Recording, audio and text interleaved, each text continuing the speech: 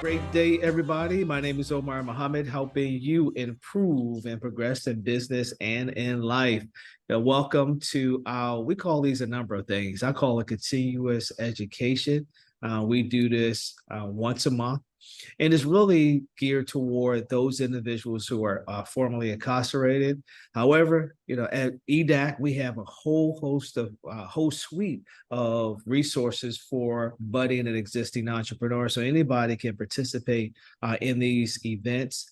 We also record it and host it on our website so that you can have that.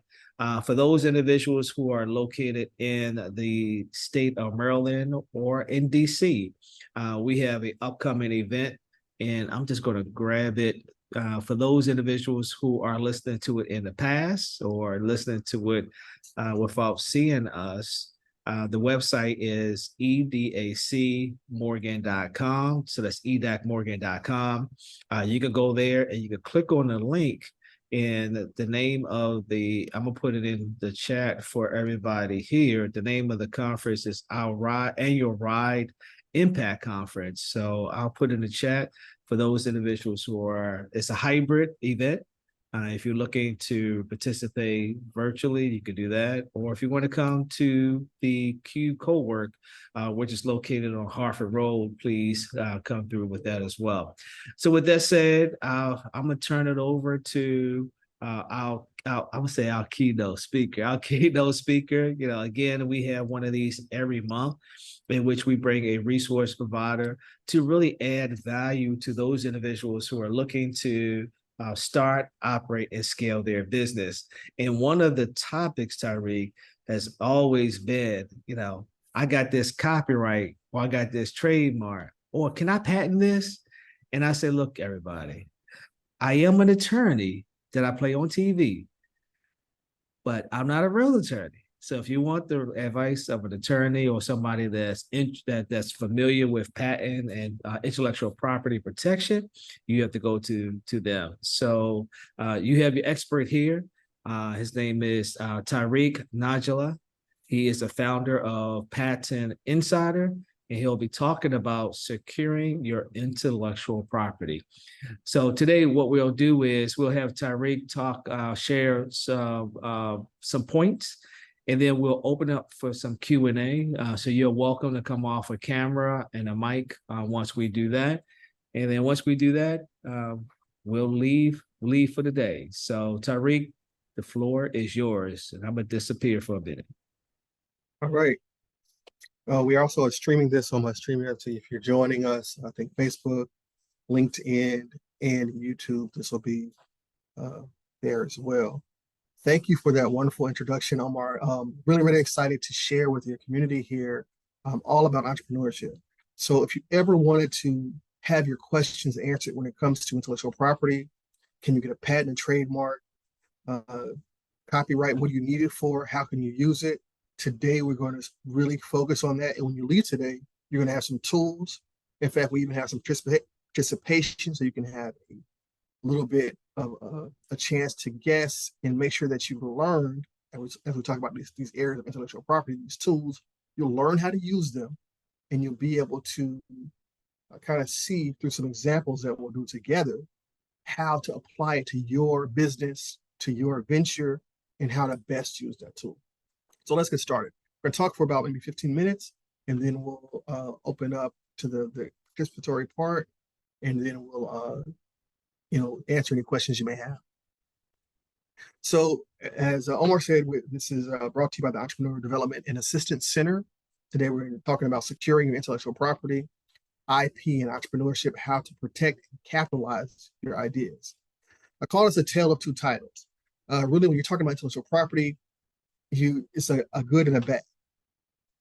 You can turn your idea into $1 billion company, or you can not protect your intellectual property and look like this guy here in this picture and experience a disaster.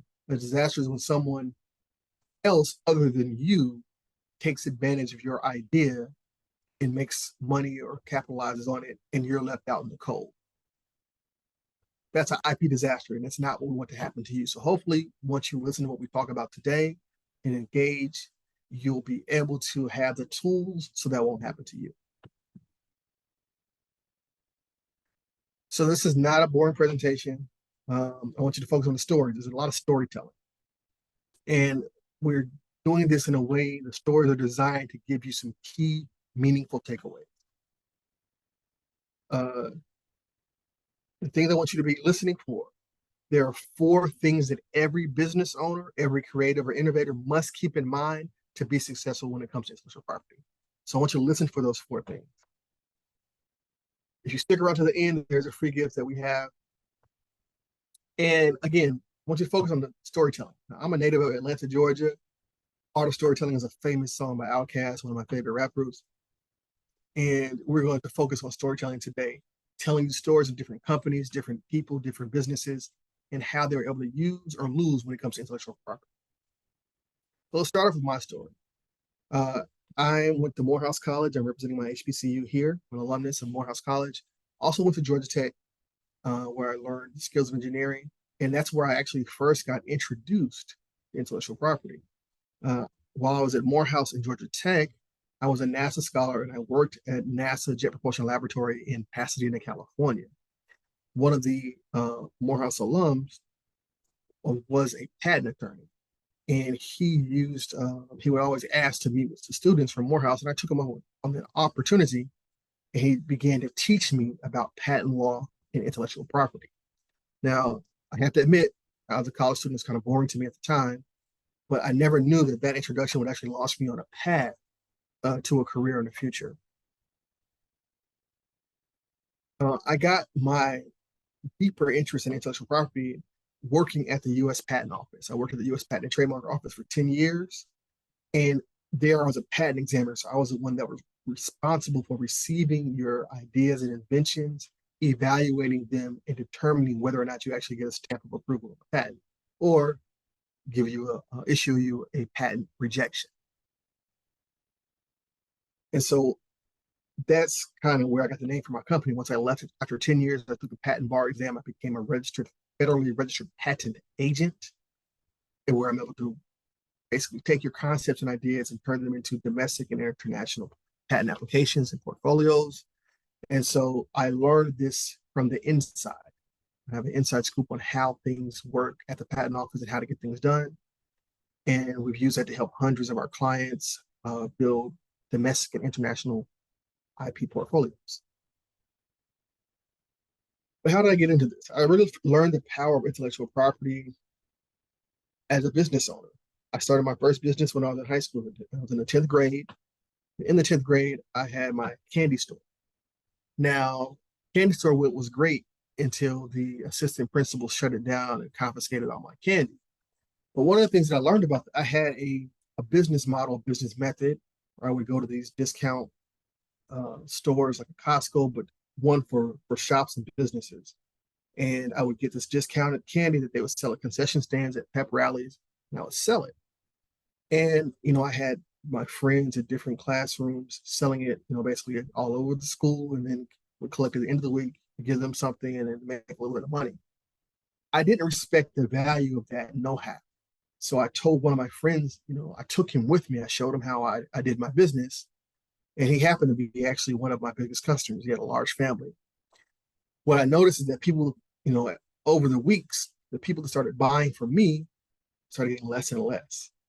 I had already been shut down from school, so this was just in the neighborhoods. And I recognized what I saw is this company or this friend, that was this large family that was buying from me. They were telling people not to buy from me, and they were selling it, cutting in on my business. I had shown them my competitive advantage.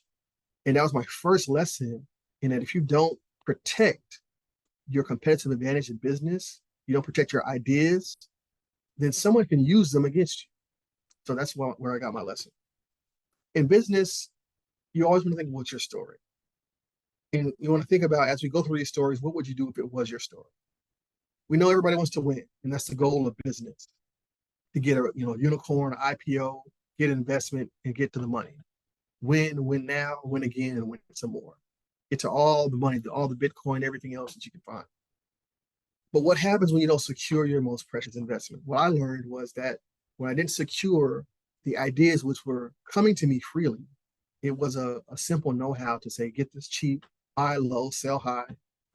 But what I didn't understand, I didn't value or respect, was that if I wasn't securing my idea, then I wasn't really valuing it. And I wasn't valuing what was actually driving my business. So that's what I want you to understand. You have to have a mindset for protecting your intellectual property. Otherwise, it'll blow up in your face. So let's give an example. What would you do if this was your story? This is a quick 90-second video. I want you to meet Marcus Bullock and listen to the Marcus Bullock story. Let me know if you can hear, Omar. Can everybody hear? Can't hear it, Tariq. Can't hear it. Yeah. Okay. Well, we'll talk about Marcus Bullock's story. Are you playing it? There you go. I think I just heard it. No, I don't hear it. I thought I heard him. It's not coming in. There is some sound to it, but it's not coming in clear. Okay. So let's talk about Marcus Bullock. Marcus Bullock is an ex-offender. He was incarcerated at a young age, but he was determined not to make that mistake that he made the worst of his life. And he had an idea. His idea was to take his experience and apply his ingenuity to create an opportunity for himself and for others. What he did, he noticed that while he was incarcerated, it was very difficult to receive mail, to receive pictures and photos. And, where we can have Instagram or social media and we scroll and we see photos and images of our friends on vacation, our friends going to fun places, our friends at the Renaissance tour, the Beyonce concert. We're getting this video. We're stimulated and seeing all this all the time. Well, you're cut off from that. The time he's incarcerated, there wasn't access to the cell phones or applications like that.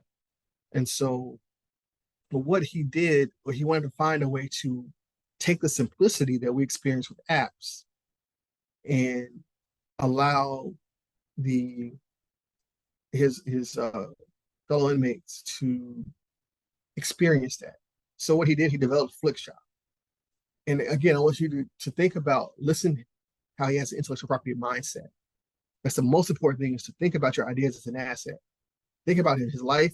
He's come out with all the strikes against him. He's been incarcerated. He doesn't have any capital, but he has an idea. And so he's able to transform that idea into a business, get funding. He's won awards from the White House. He's been featured in Forbes and everything else. But he said, okay, this is an opportunity. I see that in the outside world, everyone is able to access photos and videos quickly. How can I deliver the semblance of that to those who are incarcerated?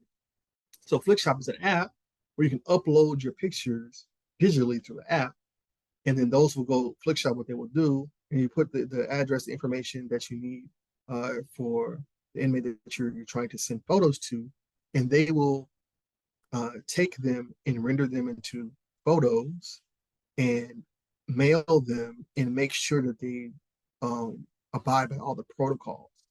So this is a really great example of how someone's able to turn what we would think of as a negative experience into an opportunity through the use of a mindset of leveraging intellectual property. And Omar, I'll put the link to the video in the chat for those that are interested. Okay, thank you.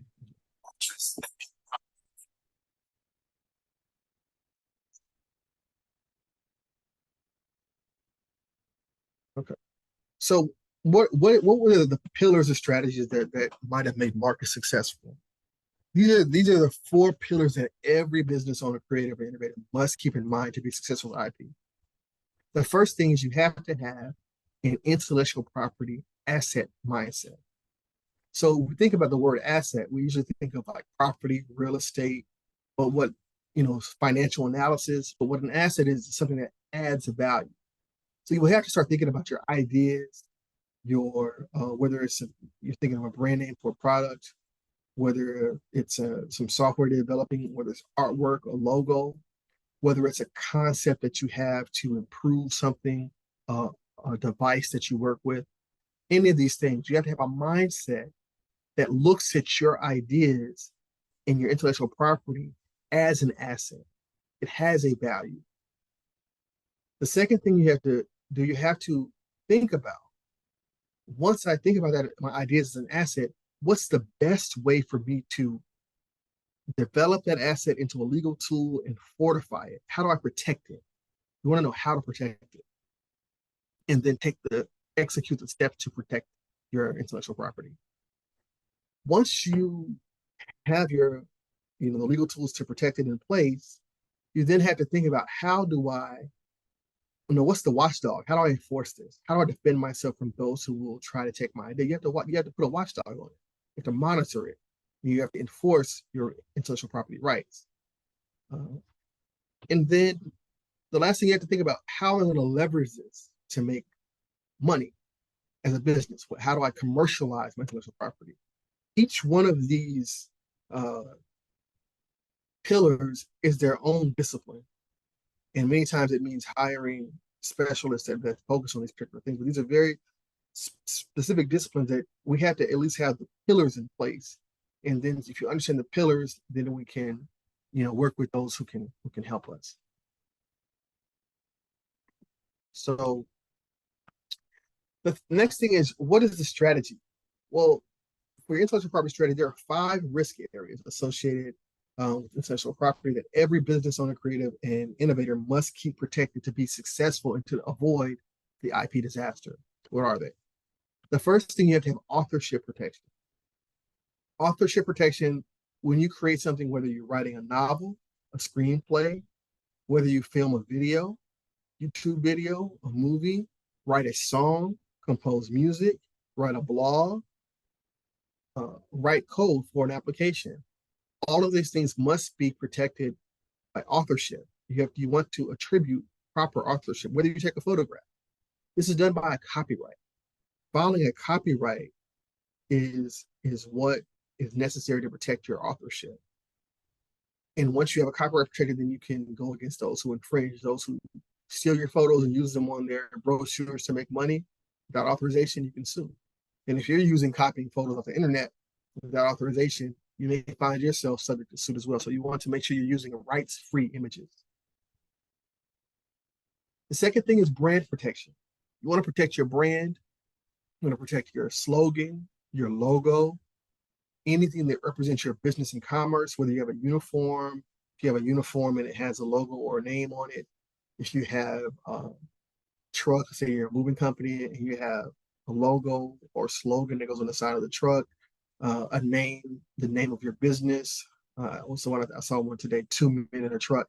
So these are branding your business. You want to protect your brand. You don't want somebody to come look at how big your business has gotten, and then duplicate or mimic your brand and take some of your business and do a bad job and then mess up your reputation. You have to protect that. So you do that by filing a trademark. It's called a trademark protection.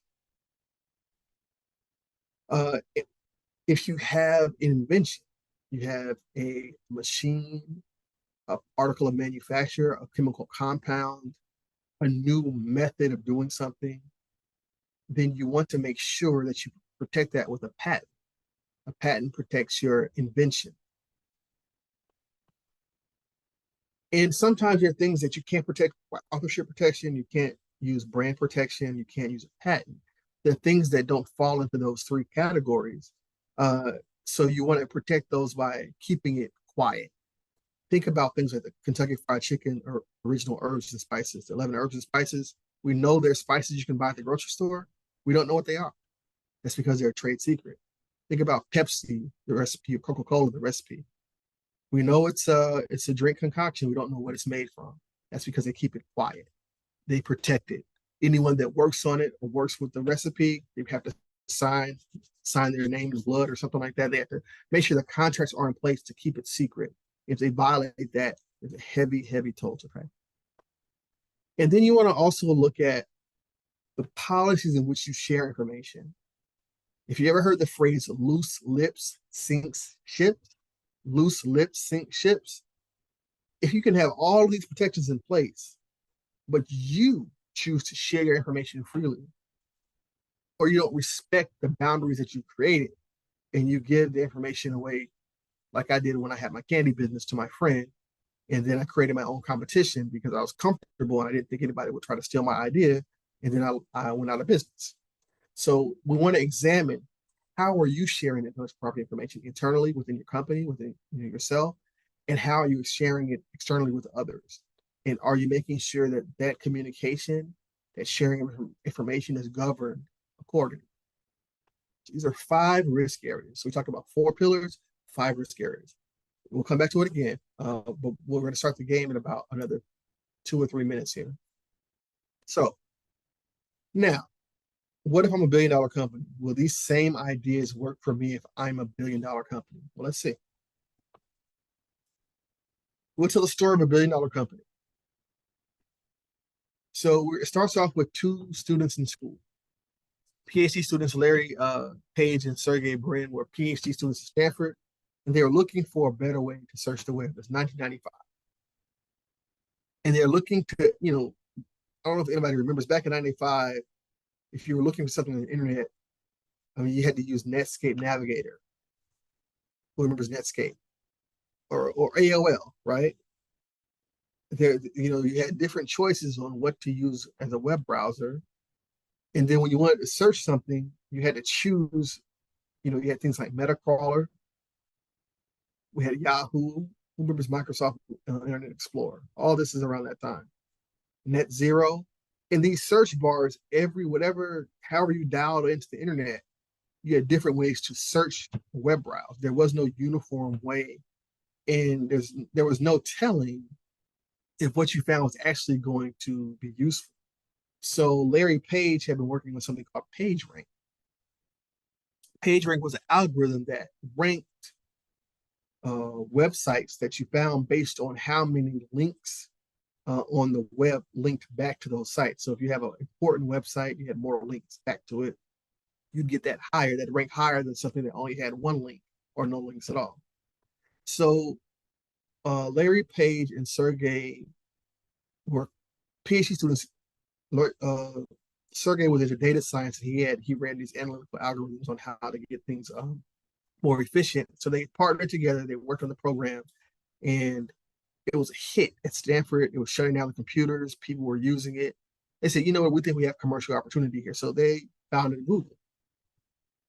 They filed a patent here. Now you notice that their first patent here, if you look at it closely, this is Larry Page's patent, and it is filed to Stanford.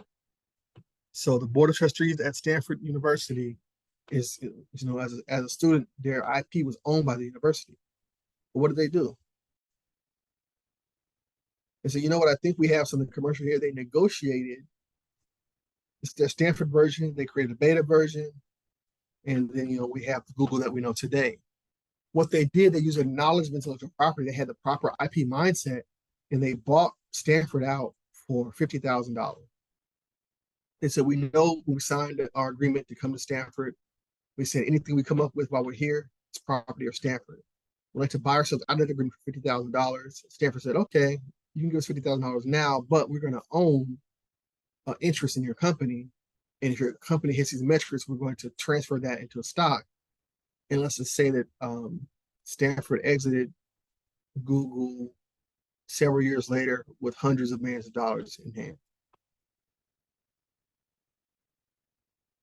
So Alphabet was born, Google was born, and today, and this might have changed a little bit, but these guys are worth over $100 billion each. It's all based on having an intellectual property mindset, leveraging their idea to a business. They could have said, you know what? I just want to graduate. You're paying me to go to school. Can I get a free ride? This is great. Have a great research project and go off. But they were able to turn, because they had the right information and the right thinking, they were able to transform their idea into a business. We can't think, today without Google. How would we function without Google and Android? So go back. If we look at both stories, Marcus's story and the Google story.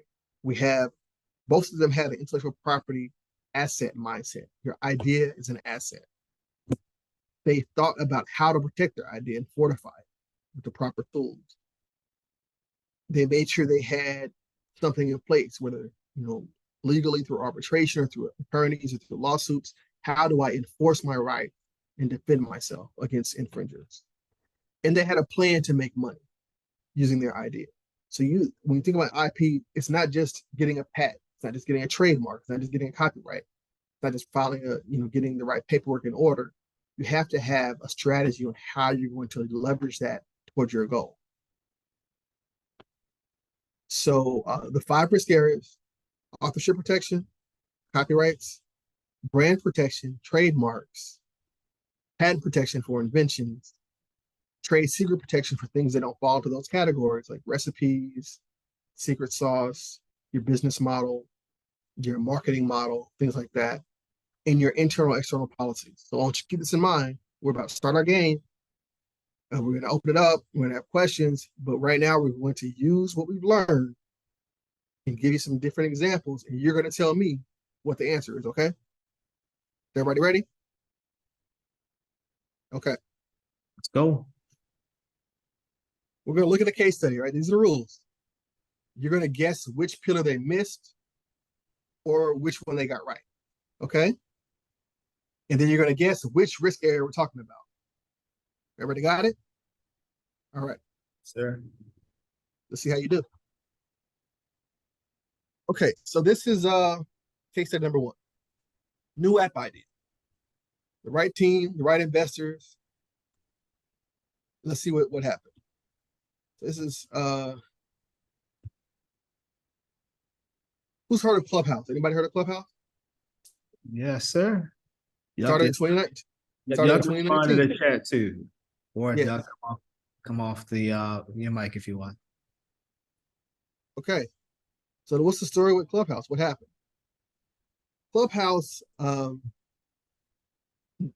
they were valued at $1 billion. They had no trademark protection. So they come up with Clubhouse. First thing that happens, they get sued. Why? Because a company called Clubhouse app that was used for baseball and front office managers, people that worked in the baseball community, professional teams. If you're familiar with that, the locker rooms are called clubhouses. And so it was a way for the social media app for people that worked inside baseball clubhouses. They filed a trademark. It's a small app, wasn't that many users, but they were able to sue Clubhouse. Another thing that happened, Clubhouse filed no patent. So if anybody's seen Clubhouse, Clubhouse's claim to fame is it's an audio, social media audio app. So it's live voice instead of pictures, things like that. It's live voice. So you can have a conversation like you're in the room with people from all over. But they didn't file any patents. So what happened? They have copycats. Telegram voice. You got Discord, which is video gamers. Gamers are using the same features. You have Reddit Talk, same features as Clubhouse. Twitter Spaces, if anyone's seen Twitter Spaces, the exact same setup, features, everything, just like Clubhouse. And the thing is, these existing platforms already have users that far exceed what Clubhouse has. LinkedIn even has social audio events. You can have events and have the same features. And Facebook has some functionality as well. Spotify even has live audio called the Green Room. And Slack also has huddles. So let's go back. What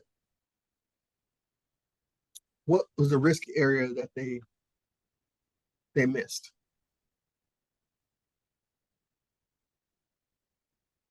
Well, one is they didn't have any patent protection. Okay, that's correct. So patent protection. What else? They also didn't have any brand protection. That's correct. Okay, so we got those are the 2 risk areas they missed. what pillars out of the 4 pillars that we had, which ones did they get right and which ones did they get wrong? They definitely had the IP asset mindset. I think so anyway. Well, I would say partially because you don't come out to a $4 billion valuation without thinking that your idea is worth something. So they definitely thought their idea was worth something. Now, the other one, did they fortify their idea? No, they did not. Okay. They did not fortify their, did they They enforce didn't have any defense against it for it neither. no enforcement or defense? Now, were they able to commercialize their idea? I think they had that commercialization of it Yeah. because it kind of got out there, but they didn't have the other pieces, so they were vulnerable. Mm-hmm. So I what agree. happens if you have a $4 billion valuation? It doesn't mean you have $4 billion, but that means your investors value your company on a cap table. So if you look at your capital set, your stack, they're saying, I'm going to invest this much in your company based on this. We think it's this value. So their investors invested money and got percentages of stock based on a $4 billion valuation. That's how big they thought their market was. But they only got 2 of the pillars.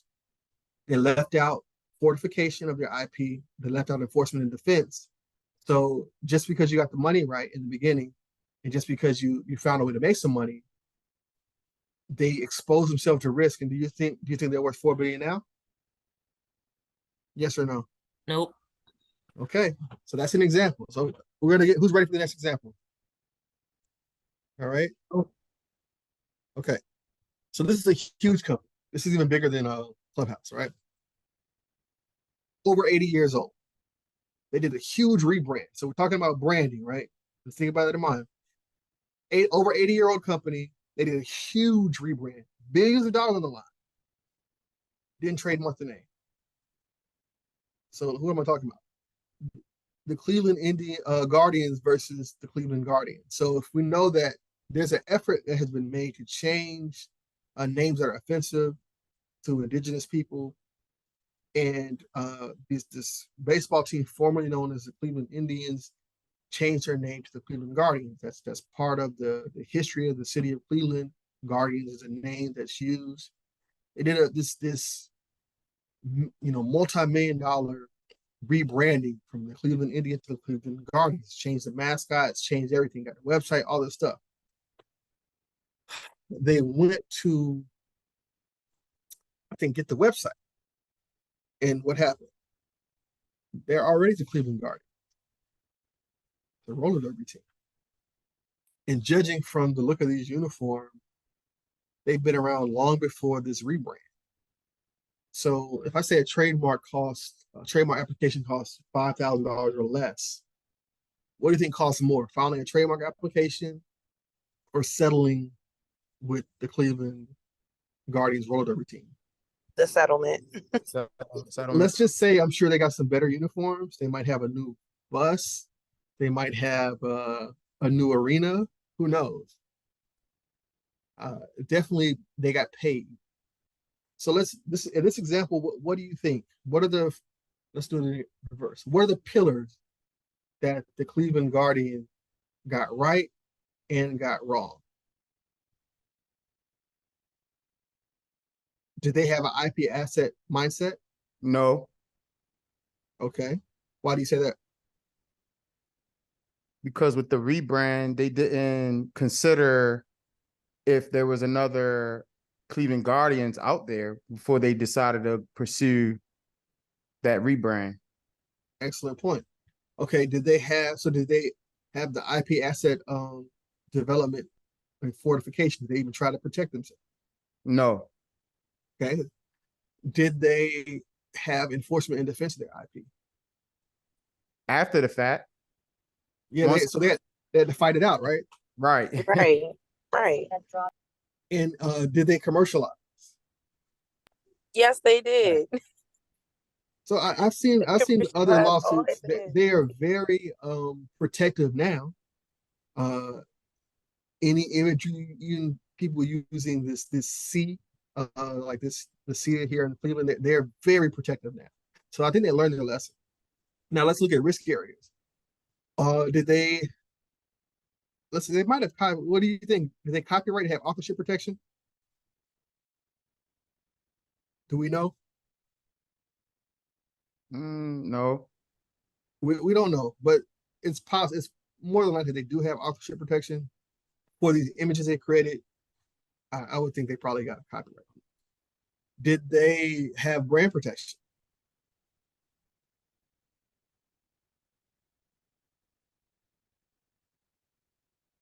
We already talked about that. No, they didn't have any trademark protection. Yeah. No patents here.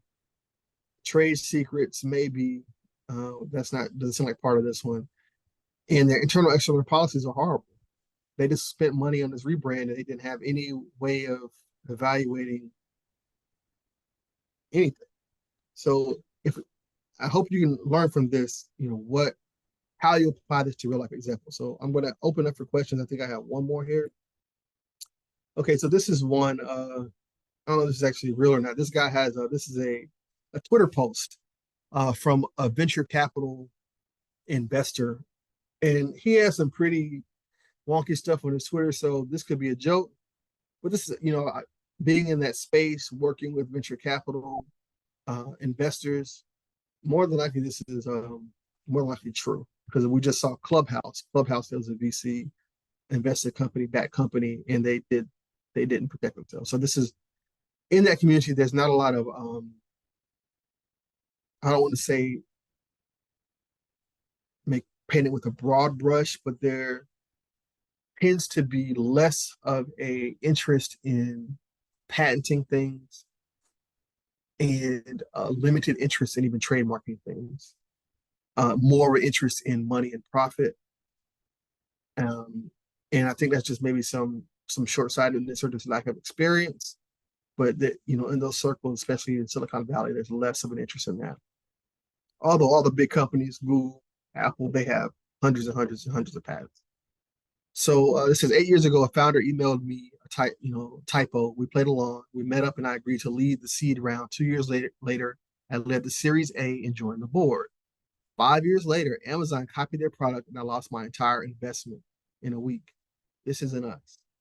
Like I said, it's a tongue-in-cheek kind of tweet, but this picture is celebrating an IPO or an initial public offering, where if you were an early investor, that's where you make your windfall, you make all your profit, you make all your money. That's the goal of a company that's venture backed. And so he's saying that 8 years ago, this is going back many years, he invested in a company in a seed round, company stuck around, they got to a Series A, they matured grew to a bigger company. But he said 5 years later, Amazon copied their product. So it means their product was actually a good product. And I lost my entire investment in a week. What are the pillars here? What do they have? IP asset mindset?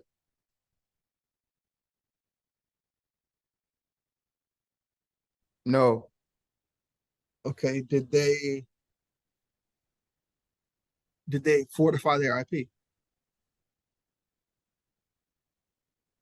No. Okay. Did they enforce or defend their IP?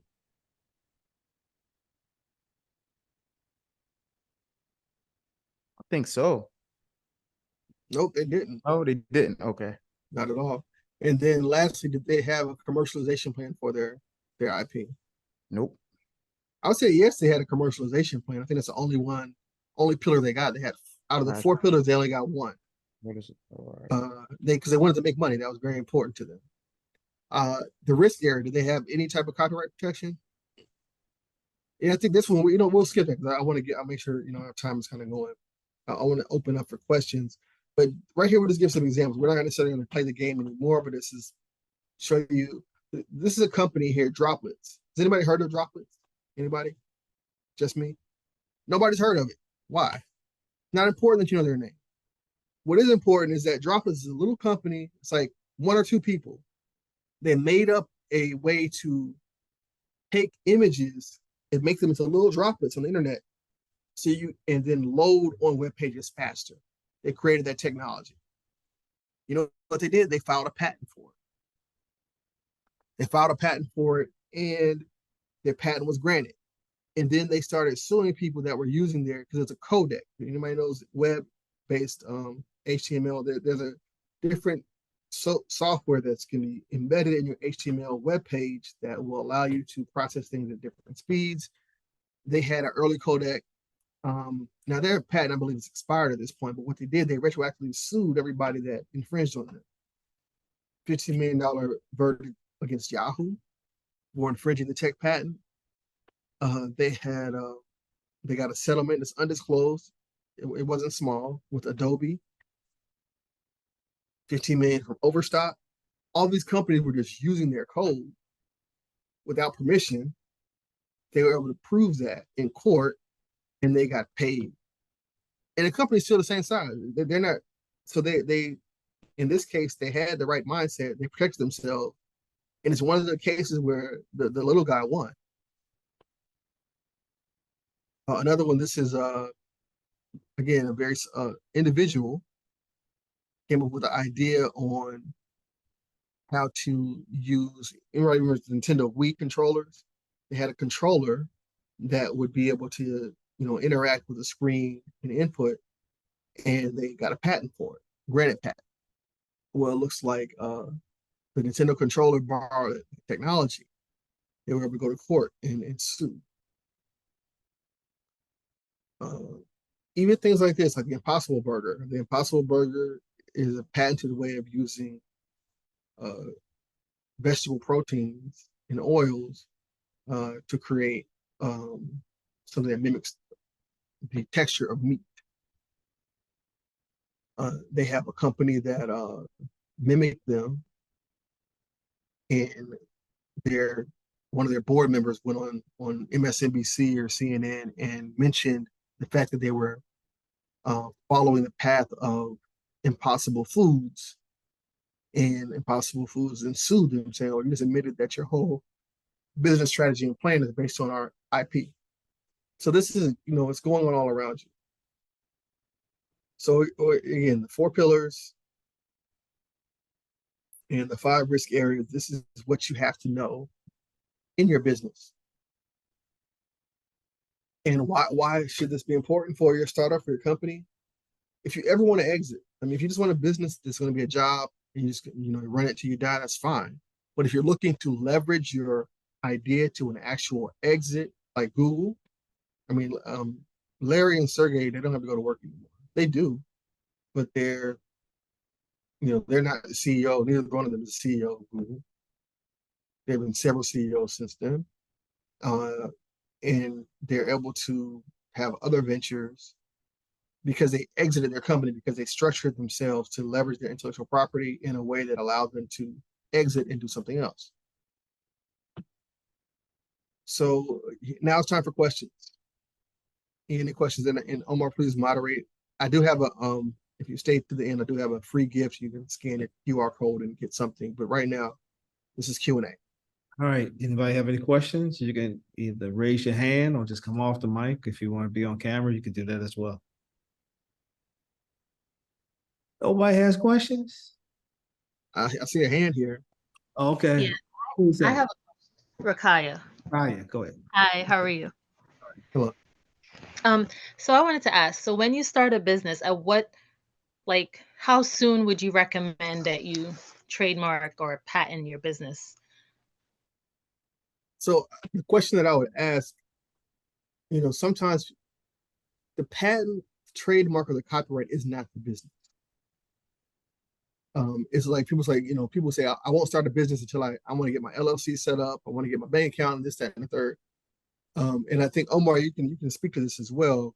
Yep, You absolutely. want to make sure you have a market for your business. Yep.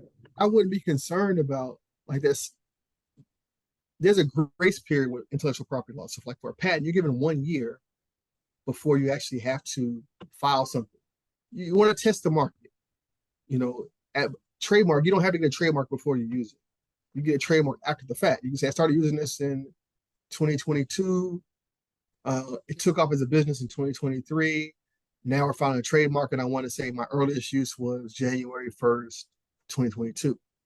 And here's the proof for evidence. This is my social media post. This is what we did. So you can get a trademark and go back to when you first started using it. but it's only worthwhile when it becomes critical to your business. Absolutely. I don't have anything there. You just said it. You know, find a solution to a problem. Because what you don't want to do, I mean, just to give you some examples, a trademark can cost $1,500 on the low end, $5, $10, $25,000, depending on what type of, legal advice you're getting along with it, what type of structuring you're doing. IP strategy can cost hundreds of thousands of dollars for the right strategy to, depending on whatever your venture is. Patents can cost 15, 25, 30,000 plus dollars. You want to spend all that money and have no business? Just have the concept. So you want to test. I encourage, I work with the startup space a lot. I encourage you to do whatever free testing you can. A lot of people will put something on social media, you test your logo. Which one do you like the best? You don't have to tell them what the logo is for. Which picture do you like the best, A or B? Yeah. You might have 5 logos. Which one do you like the best? You put them all out, you test them out. Which one got the most in the survey? That's the one you trademark. And you might trademark something else later. There's different strategies. Maybe you just have social media handle. Well, if you have like a social media following and you're trying to turn it into a business, I would suggest maybe getting a word mark or trademark for your social media name, your social media handle, like Twitter handle, whatever you have. Because, if someone else trademarks that and they can prove use of it, if you ever seen people like big social media followings, they get taken down. Well, if you show somebody you have a trademark, they have to pull it. If you have an Amazon store, you're trademarking your stuff, you don't have a patent for the products, and somebody gets those for similar products, they can pull your site down. So whatever's making you money in your business, you want to protect. If your intellectual property is integral to your business success, then you want to make sure you're taking the proper steps to protect yourself. All right. Thank Any you. other questions? No problem. Thank you. Any other questions, comments? I put a few questions in the chat. There are so many names in the trademark registry. How can you know if the name that you want to file is on that list? And I had multiple questions, but that was the first one. So there's some basic things that you can do. You can go to the trademark uspto.gov and look at trademarks and just do a search and see what's there. And I encourage you to do that. I mean, what I recommend though is that we're in the age of information. You can find information, you can Google things, you can look up things, but you need someone to help you interpret the information in someone that knows what to do with the information. Like, okay, let's say you want to file a patent or you want to file a trademark and you look something up, you find something. What does that mean? Does it mean you can't get the trademark? How do you know? So I would say you can do a lot of the research, but in this space, you want, and it could be a free consultation. It could be a small consultation, maybe like a $300 or whatever, $100, whatever consultation with a firm. Like with our firm, you can get a trademark consultation, you can get a patent consultation, an IP strategy consultation, and in that paid consultation, we can do some of that basic stuff. And we talk about, beyond that, that takes it, but it can be cheap to get some of these answers and know what to do. Because that's a case by case basis. I can't say, well, in general, just look it up. And if you see a trademark, it doesn't, just because you find the same name doesn't mean you can't get a trademark for your name. So you can have McDonald's golden arches for restaurant, and someone can get a McDonald's golden arches for plumbing, theoretically, 2 different markets, 2 valid trademarks. Who's ever heard of Delta Airlines, right? A trademark. Anybody heard of Delta water faucets? Yeah. Delta and Delta, both trademarks. Registered trademarks with the government. Okay, I got a couple of more minutes. I don't know how much longer you want to go to, Omar. But we got 5 minutes. So okay. Yeah. So if you want to talk about your company, how can people reach out to you? And then anything else you want to add? Okay. Yeah, I have a free gift, and this is the Guide to Patent Law. It has stuff about trademarks in there. It's QR code. I'll share this with you, Omar. You can send it out to your list. I mean, anybody, they can get this. I'll send this to you. But it has, it breaks it down a little more clearly. The way you can reach out to us, you can go to our website. We're on all social media at Patent Insider. That's Twitter, that's Instagram, that's Facebook, that's LinkedIn. You can schedule a free 15-minute consultation. But if you have something you're working on, you want to get some real answers, I suggest because those 15 minutes is just whoever comes first and whatever time we have, I'd say get on the schedule. You can do that on the website as well. You can go to our Calendly and schedule a paid consultation and get your time. That way you can make sure you get your questions answered and you can leave with a real strategy.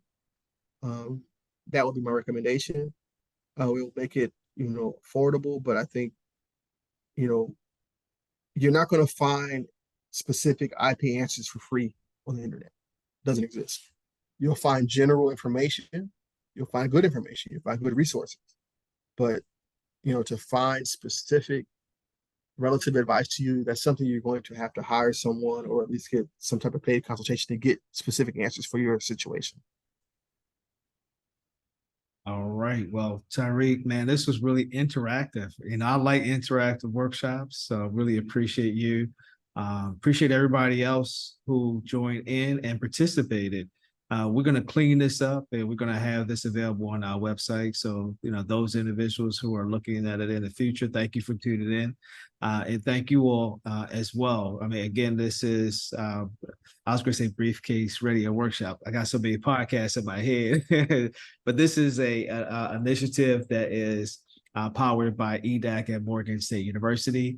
And again, you can find out what we're doing at Morgan at EDAC Morgan.com. So edacmorgan.com. Stay tuned to the next one, which we will do in September. And that's it. Again, thank you, Tariq, and thank everybody for joining in. We'll see you next time. Thank you.